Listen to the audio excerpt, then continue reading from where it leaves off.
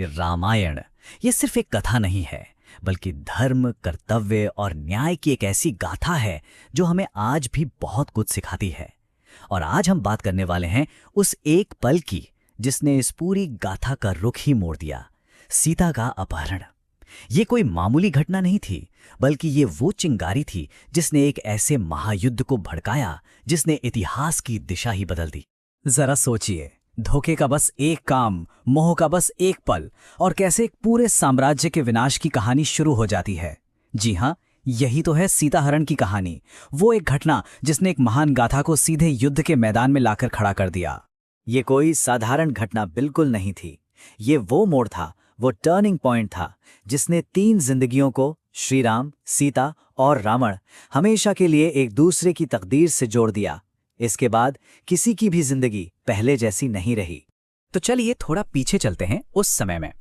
पंचवटी का घना जंगल, जहां श्री राम, सीता और लक्ष्मण अपना वनवास शांति से बिता रहे थे। ऊपर से तो सब कुछ शांत लग रहा था, लेकिन इस शांति के पर्दे के पीछे एक ऐसा तूफान पनप रहा था जो जल्द ही सब कुछ तबाह करने वाला था। तो ये सीताहरण आखिर है क्या?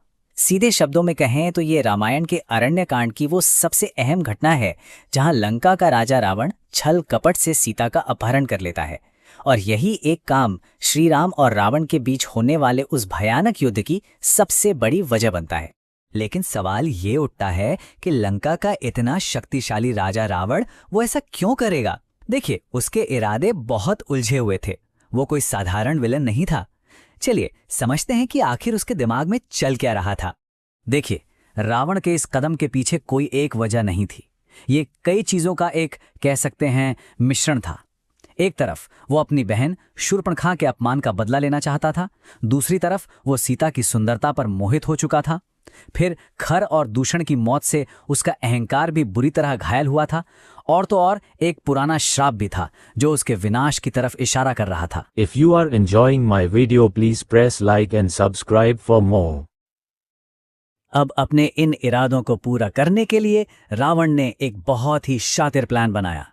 वो जानता था कि सीधी लड़ाई मुश्किल होगी, इसलिए उसने एक जाल बुना। एक ऐसा जाल जिसमें सीता बिल्कुल अकेली और बेबस हो जाएं। और यहीं से कहानी का असली ड्रामा और तनाव शुरू होता है। ये जाल बहुत ही चालाकी से बिछाया गया था। सबसे पहले मारीच एक खूबसूरत सोने के हिरण का रूप लेता है। उसे देखकर सीता जी मोहित हो जाती हैं और श्री राम से उसे लाने को कहती हैं। श्री राम उसके पीछे चले जाते हैं। फिर कहानी में आता है अगला मोड़। मारीच श्री राम की आवाज में मदद के लिए पुकारता है, और इस धोखे में आकर लक्ष्मण भी सीता को अकेला छोड़ने पर मजबूर हो जाते हैं। एक परफेक्ट ट्रैप। ये सब देखकर एक सवाल मन में जरूर आता है, क्या यह सब रोका जा सकता था?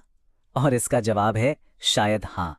सोचिए, अगर सीता उस सोने के हिरण के मोह में ना फंसती, या अगर लक्ष्मण अपनी जगह पर ही डटे रहते, तो शायद कहानी कुछ और ही होती। ये हमें सिखाता है कि कैसे कभी-कभी हमारे भावनात्मक फैसले बहुत भारी पड़ सकते हैं। और जैसे ही लक्ष्मण गए और सीता कुटिया में अकेली हुई, बस रावण को अपना मौका मिल गया। ये वो पल था जब धोखे ने अपनी सारी हदें पार कर दी थीं और एक पवित्र सीमा को लांघ दिया गया था। रावण आता है, लेकिन रावण के रूप में नहीं, वो एक साधु का वेश धरकर आता है। भरोसे का इससे बड़ा धोखा और क्या हो सकता है? और फिर जैसे ही मौका मिलता है, वो अपने असली रूप में आकर बलपूर्वक सीता को हर ले जाता है अपनी लंका की ओर। लेकिन रावण का ये अधर्म, ये पाप बिना किसी चुनौती के नहीं हुआ। आसमान में एक ऐसे नायक ने उसका रास्ता रोका जिसके बारे में शायद रावण ने सोचा भी नहीं था। महान पक्षीराज जटायु। ये लड़ाई सिर्फ 2 किरदारों के बीच नहीं थी, ये 2 विचारधाराओं की टक्कर थी। एक तरफ जटायु का कर्तव्य, बलिदान और साहस था, तो दूसरी तरफ रावण की शक्ति, उसका छल और अहंकार। ये सचमुच धर्म और अधर्म की आमने सामने की जंग थी। जटायु ने अपनी पूरी ताकत से, बहुत बहादुरी से युद्ध किया, लेकिन शक्तिशाली रावण ने उनके पंख काट दिए। वो घायल होकर जमीन पर आ गिरे, पर उनका ये बलिदान बेकार नहीं गया। वो अपनी आखिरी सांस तक सिर्फ इसलिए जिंदा रहे ताकि वो श्री राम को सारी सच्चाई बता सकें। तो अब कहानी उस मोड़ पर आती है जहां इस अपहरण का नतीजा सामने आने वाला था। जब श्री राम और लक्ष्मण वापस अपनी कुटिया में लौटे तो उन्होंने जो देखा वो किसी भी दुस्वप्न से कम नहीं था। कुटिया सूनी थी और उस सूनी कुटिया को देखकर श्री राम का दिल दुख और एक ऐसे क्रोध से भर गया जिसे धार्मिक क्रोध कहते हैं। ये सिर्फ एक पति का दर्द नहीं था, ये एक राजा का गुस्सा था, धर्म पर हुए हमले के खिलाफ। और उसी पल उनका ये व्यक्तिगत दुख न्याय पाने की एक प्रतिज्ञा में बदल गया। तो आखिर इस पूरी घटना से हमें क्या सीख मिलती है? पहली बात तो ये कि अहंकार और घमंड का अंजाम हमेशा विनाशी होता है। दूसरी कि धोखे और छल का रास्ता आखिर में बर्बादी पर ही खत्म होता है। ये कहानी हमें जटायु जैसे कर्तव्यनिष्ठ लोगों का सम्मान करना और साथ ही महिलाओं का सम्मान और उनकी रक्षा का महत्व भी सिखाती है।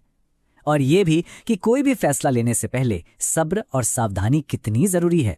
और बस यहीं से रामायण की पूरी दिशा बदल जाती है।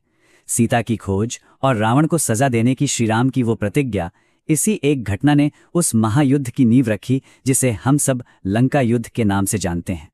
तो अंत में एक सवाल जो हम सबको सोचना चाहिए, सही और गलत की, धर्म और अधर्म की, अहंकार और कर्तव्य की ये हजारों साल पुरानी कहानी क्या आज भी हमारी इस दुनिया में उतनी ही मायने रखती है? इस पर जरूर सोचिएगा। If you enjoyed my video, please press like, subscribe for more. Kindly share with your family and friends. Thank you.